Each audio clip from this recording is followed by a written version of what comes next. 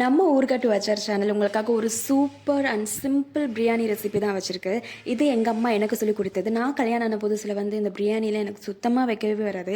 அது இல்லாமல் எங்கள் சேட்டா ஒரு மலையாளி. ஸோ அவருக்கு இந்த சென்னை ஸ்டைல் ஃபுட்டே பிடிக்காது.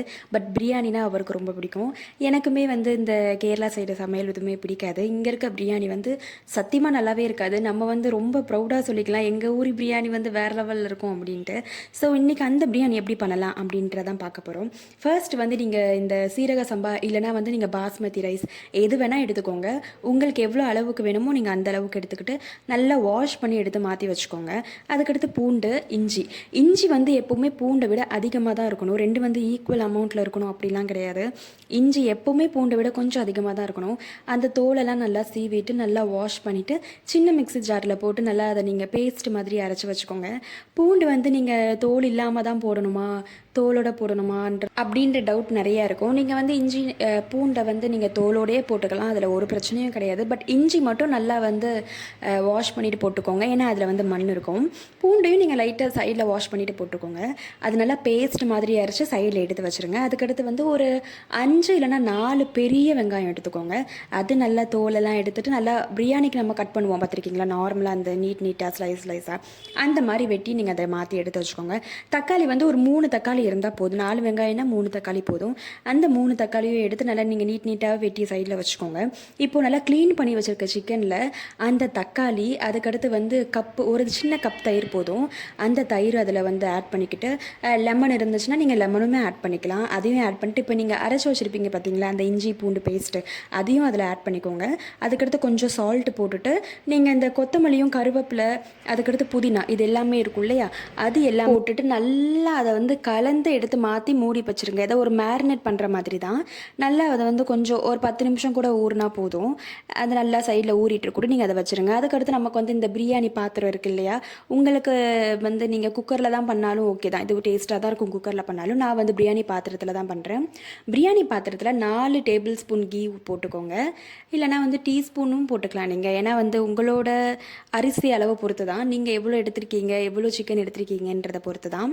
அதுக்கேற்ற மாதிரி நல்லா பிரியாணி இந்த நெய்யும் ஊற்றிட்டு அதுக்கடுத்து 2 ஸ்டார் அன்னாசி இருக்குல்ல அது, அதுக்கடுத்து ஏலக்காய், கிராம்பு, அப்புறமா வந்து இந்த பட்டை, லவங்கம் இதெல்லாம் போட்டுட்டு 4 பச்சை மிளகா காரத்துக்கு ஏற்ற மாதிரி தான், 4 இல்லைனா 3 போட்டுக்கோங்க. 4 பச்சை மிளகாவும் நம்ம இந்த வெட்டி வச்சுருக்க வெங்காயம் இருக்குல்ல அதெல்லாம் ஒன்றா போட்டு நல்லா ஃப்ரை பண்ணிட்டுருங்க. பயந்துராதீங்க, என்னென்னா வந்து ஐயோ கருகிடுமோ அந்த மாதிரியெல்லாம். நீங்கள் வந்து நல்லா ஓரளவுக்கு மீடியம் ஃப்ளேமில் வச்சுக்கோங்க. ரொம்ப ஹை ஃப்ளேமும் வேண்டாம், ரொம்ப லோ ஃப்ளேமும் வேண்டாம். நல்லா மீடியம் ஃப்ளேமில் வச்சுட்டு நல்லா அதை கிளறி கொடுங்க.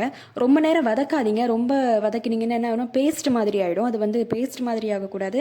கொஞ்சம் வச்சு ஒரு 5 மினிட்ஸ்க்கு ஒன்ஸ் நீங்கள் வதக்குங்க. அப்போ தான் வந்து நமக்கு அந்த ப்ரௌன் கலரில் கிடைக்கணும். அந்த ஆனியன் ரொம்ப ப்ரௌன் கிடையாது.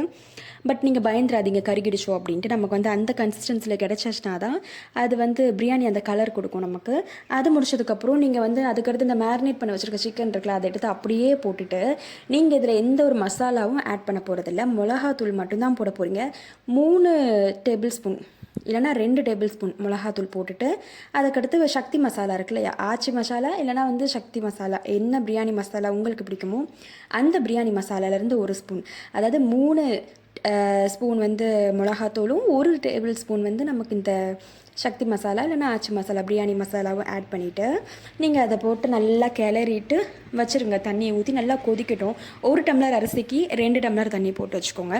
நல்லா கொதிக்கட்டும். அது நல்லா கொதி வந்ததுக்கப்புறமா நீங்கள் என்ன பண்ண போகிறீங்கன்னா, அடுத்து நம்ம இந்த அரிசி ஊற போட்டிருப்போம் இல்லையா ஃபஸ்ட்டே, அந்த சீரக சம்பாவோ இல்லைனா பாஸ்மதி ரைஸ் ஏதோ அந்த ரைஸ் எடுத்து நீங்கள் அழகாக இதில் போட்டு கொடுத்துருங்க. போட்டுட்டு நீங்கள் உடனே மூடி வைக்கணுன்ட்டு அவசியம் கிடையாது. அதை போட்டு விட்டுருங்க. அது நல்லா கொதி வரட்டும். கொதி வந்ததுக்கப்புறம் லைட்டாக அந்த தண்ணியெல்லாம் இஞ்ச ஆரம்பிக்கும் பார்த்துருக்கீங்களா, அந்த டைமில் வந்து உப்பு பார்த்துக்கோங்க. உப்பு கம்மியாக இருக்கிற மாதிரி இருந்துச்சுன்னா கூட லைட்டாக நீங்கள் அதில் தூவி விட்டுக்கோங்க. நான் வந்து கல் உப்பு தான் யூஸ் பண்ணுறேன். நீங்கள் வந்து சால்ட்டு யூஸ் பண்ணாலும் உங்களோட இஷ்டம் தான், அது உங்கள் விருப்பத்துக்கு ஏற்ப நீங்கள் அதை பண்ணிக்கோங்க. அதையும் பண்ணிவிட்டு நல்லா நீங்கள் வந்து நம்ம வந்து இந்த கேஸில் பண்ணுறனால தம் வைக்கிறதுக்கு நிறைய பேருக்கு தெரியாது. ரொம்ப ஈஸியாக தம் வைக்கலாம் நம்ம இதுலேயுமே. உங்களுக்கு நான் அதை சொல்லித்தரேன். ஒன்றுமே இல்லை, நம்ம இடிக்கிற கல் இருக்கு இல்லையா, இதை நல்லா மூடி வச்சுட்டு அதுக்கடுத்து இந்த கொதி வந்துட்டு தண்ணியெல்லாம் இஞ்சுற டைமில் கீழே ஒரு தவா வச்சுட்டு தவாவுக்கு மேலே இந்த பிரியாணி பாத்திரத்தையும் வச்சுட்டு அதுக்கு மேலே மூடிட்டு நல்லா கனமான பாத்திரத்துக்குள்ளே அந்த நம்ம இடிக்கிற கல் இருக்குல்ல, இந்த இஞ்சிலாம் தட்டுற சின்ன உரல் கல் மாதிரி அந்த கல்லையும் எடுத்து மேலே வச்சுருங்க, போது தம்க்கு.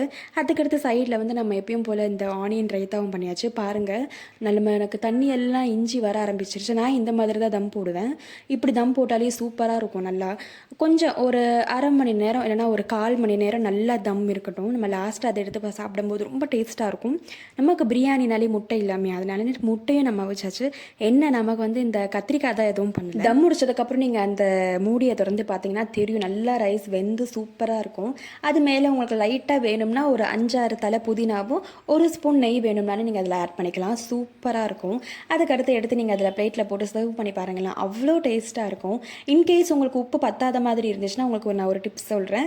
நீங்கள் வந்து சுடு தண்ணியில் வந்து கொஞ்சம் உப்பு போட்டு கலந்துட்டு நீங்கள் அது மேலே தெளிச்சு விட்டு மூடி வச்சாலே போதும். கிளறிட்டு உப்பு சூப்பராக இருக்கும், கரெக்டாக செட் ஆகிடும். நிறைய பேர் வந்து பிரியாணியில் உப்பு பத்தலைன்னா எப்படி அதை ஆட் பண்ணுறதுன்னு தெரியாமல் இருப்பாங்க. நீங்கள் இந்த மாதிரி மெத்தடில் ட்ரை பண்ணி பாருங்கள். இன்கேஸ் உப்பு வந்து பத்தாமல் இருந்துச்சுன்னா நீங்கள் வந்து சுடு தண்ணியில் உப்பு கலந்து நீங்கள் லைட்டாக தெளித்து விட்டு பண்ணாலே ரொம்ப டேஸ்ட்டாக இருக்கும். அப்புறம் நம்ம பிரியாணியை சாப்பிட ஆரம்பிச்சாச்சு. சூப்பர் பிரியாணி ரெடி ஆகிடுச்சு. கண்டிப்பாக நீங்கள் ட்ரை பண்ணி, நானும் தெரிஞ்சுக்கிறேன் எத்தனை பேருக்கு பிடிச்சிருந்துச்சு அப்படின்னு. அது இல்லாமல் நம்ம சேனல் ஒரு புது சேனல் அப்படின்றதுனால மறக்காமல் சப்ஸ்கிரைப் பண்ணிக்கோங்க. நம்ம இனி வர வீடியோஸில் எல்லாமே பார்க்கலாம். அது வரைக்கும் பாய் பாய். நெக்ஸ்ட் வீடியோவில் பார்க்கலாம்.